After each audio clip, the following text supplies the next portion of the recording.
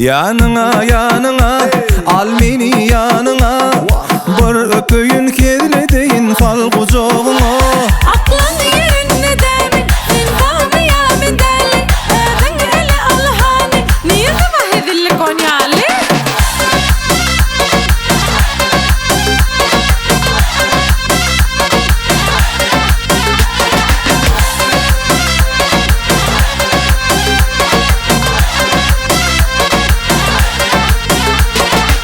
Nedetmesin neyle görüşülüde, sen zührümün tahir döyüşülüde.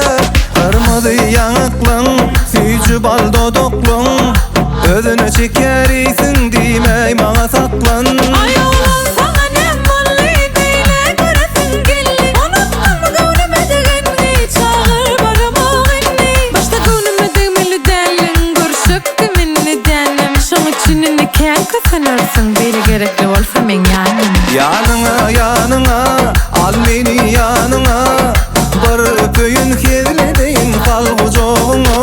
Aklın yerinde demin sen kalmaya mı deli? Ben hele Allah'ını niye sabah edilli Konyalı?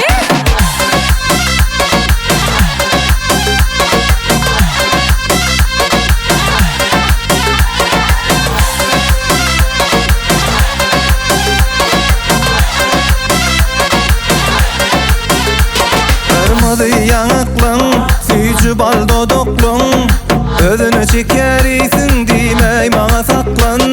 Başta gönlüme demeli delin, görüşüp deminli denim. Şoň üçin nikah kısınırsın, biri gerekli olsa men yanım. Yanına yanına al meni yanına,